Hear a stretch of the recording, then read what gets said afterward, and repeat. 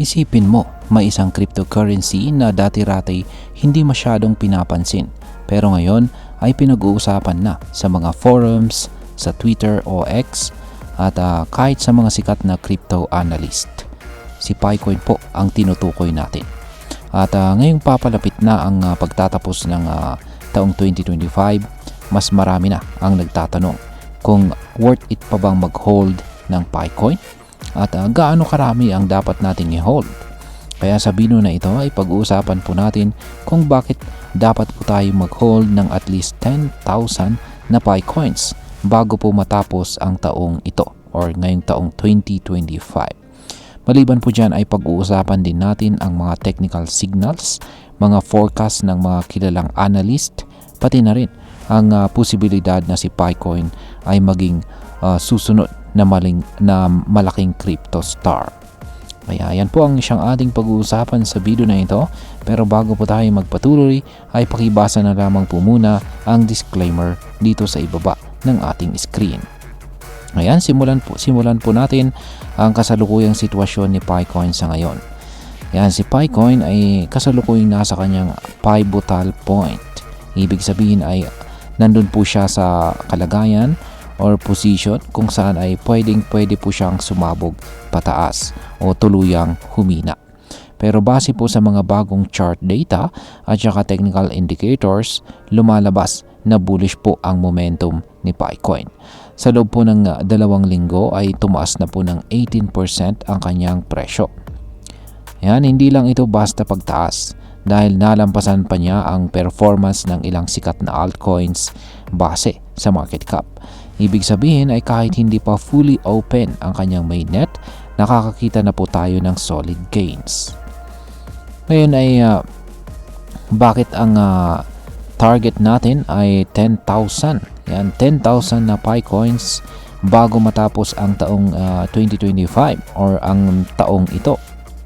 Ayon po kasi sa forecast ni Kugrok 3, isa po siyang kilalang crypto analyst, may posibilidad na si Picoin ay umabot sa presyong $5 kada token pagsapit po ng taong 2026 or next year po yan.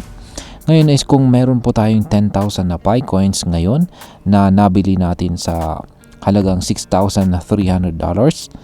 Ayan, kung umabot po ito sa presyong kung umabot po sa presyong $5 si Picoin, magiging $50,000 na po ang halaga nito. Kaya ngayon kung sakaling umabot po ito ng $20 pagsapit naman ng taong 2030, kagaya po ng conservative forecast nila, mas lalong lalaki po ang ating returns. Pero ang wild prediction po dito ay kung papaboran ng swerte at saka adoption, pwede pa raw itong umabot ng $200 hanggang $500 sa loob ng 4 na taon. Kaya kung titignan po natin, ang 10,000 na Picoins ay parang isang crypto time bomb na pwede pong sumabog pataas kung tama ang lahat ng galaw ng market. Ngayon is ano naman po ang mga bagay na nagtutulak sa posibleng pagtaas ng presyo nitong si Picoin? Una ay malaki po ang posibilidad na ang adoption po ng Pi Network ng malalaking institution tulad po ng mga bangko sa US ay mangyari sa mga susunod na taon. Kapag nangyari ito, tataas ang tiwala ng mga investors at syempre ang demand ng coin ay lalakas. Pangalawa, ayon naman po kay Dr. Altcoin, isa na rin po siyang analyst, may tsansa itong si Picoin na umabot sa presyong $314 sa loob ng 5 taon. Base ito sa mga aksyon ng Picore team tulad po ng pagbili ng maraming token unlocks upang limitahan ang supply. Ang ganitong klase po ng token management ay nagpapakita ng seriousness ng project na ito at hindi lang basta hype. Ngayon ay ano naman po ang sinasabi ng mga technical indicators sa short term. Ayan, kung titignan po natin ang 4-hour chart, lumalabas na nababawasan na ang bearish momentum. Ibig sabihin ay nababawasan po ang mga nagbebenta at dahan-dahan nang umaangat ang presyo. May tinatawag po tayong SMA crossover kung saan ay nagkaroon po or nagtagpo po ang 20-day simple moving average at saka 100-day SMA mula sa ibaba. Ayan, ang ganitong crossover, ayan, nandito po yung chart kung saan ay nakikita po natin yung crossover na yan. Ito po ay 4-hour chart time frame ng Pi Network USDT na trading pair at mula po ito sa datos ni OKX.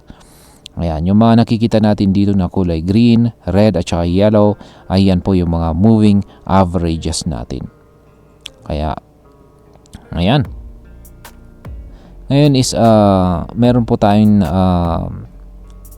ayan, nakikita natin dito yung mga crossover kung saan ay isang classic na sign ng na ang market ay bullish.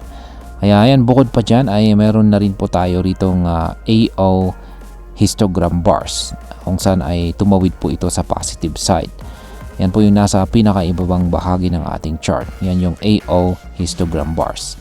Ito po ay nagpapakita na ang mga bulls o mga buyers ay nagsisimula na pong mag-gain ng control. Kung magpapatuloy po ito, posibleng malampasan po ni Picoin ang resistance level na nakabang rito sa 0.75. At kapag nangyari po ito ay pwede na itong muling subukan niyang umakyat at lampasan ang presyong $1.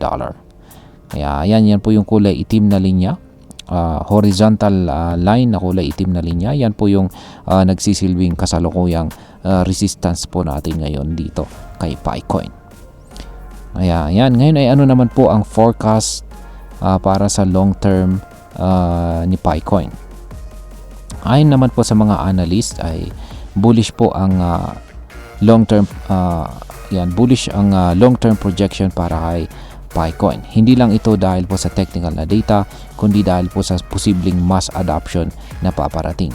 Habang hinihintay po ng buong community ang Pi Open Mainnet, marami ng crypto veterans ang nagsasabing si Picoin ay pwedeng maging susunod na Ethereum level na project, lalo na kung magiging successful ang integration nito sa mga real-world institutions. Ngayon ay pag-usapan naman po natin ang posibleng maging epekto nito para sa atin bilang mga Pinoy crypto traders at investors ni Picoin. Rin para sa atin ay malaki po ang potential ni Picoin bilang low-cost, high-reward investment. Kung isa ka po sa mga early users na nagmina kay Picoin noong nagsisimula pa lamang ang project, baka hawak mo na ang libo-libong tokens ngayon. Pero kung hindi ka pa nakabili o nakasali noon, hindi pa huli ang lahat. Sa mababang presyo po nito ngayon, ang pagbili po ng 10,000 na Picoins ay isang strategic move kung gusto mong mag-all-in sa isang promising altcoin bago po sumapit ang taong 2026. Pwede itong maging paraan para makapasok po tayo sa crypto game. Yan, bilang mga Pinoy, kahit maliit lang ang ating kapital. Bilang panghuli, ang masasabi ko naman tungkol dito ay sa dami po ng mga altcoins sa market ngayon, kakaunti lang talaga ang may tunay na community, may aktibong development at may long-term vision. Si Picoin ay parang dark horse.